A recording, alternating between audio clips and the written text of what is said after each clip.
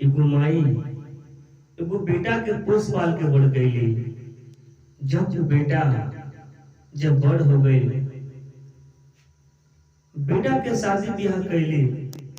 जब शादी ब्याह हो गई तो बेटा का कैलस कि अपना पत्नी में या निरीह में जुड़ा गई। और माई रो रो कहतरी, और कैसे कहतरी भाई, अकाना भाव में कहतरी, मेहनत कई के कतना और रुपया कमैबा,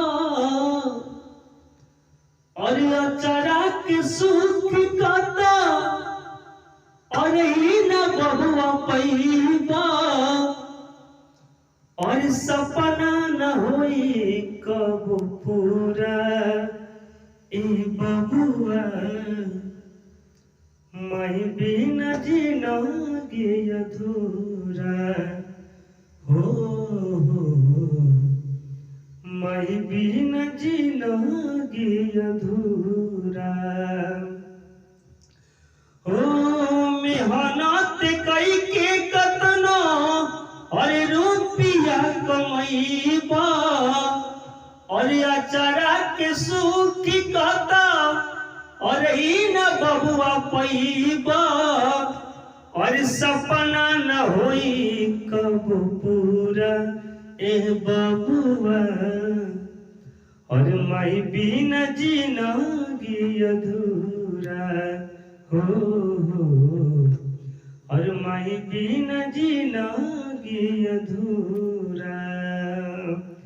एक आगे लाइन का बटे कि हो दूधवा के नेकी और नहीं चुकैला, ममता भुलाई तू ना और रिह में झुरैला। कि हो दूधवा के नेकी और नहीं चुकैला, और ममता भुलाई तू ना और रिह में झुरैला।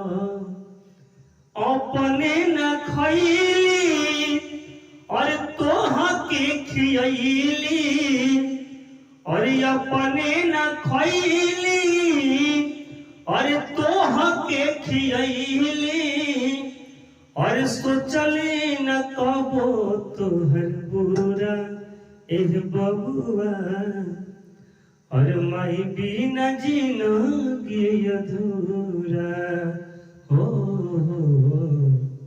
और माई बिना जिंदगी अधूरा। ये गाना इसमें था राहुल भैया का कि तोरा बिना जी कैसे, तोर बौरा हमार माई, कि तोरा बिना जी कैसे, तोर बौरा हमार माई रे माई। दो तानते हैं, बहुत अच्छा लगता है कि तोरा बिना जी कैसे, तोर बौरा हमार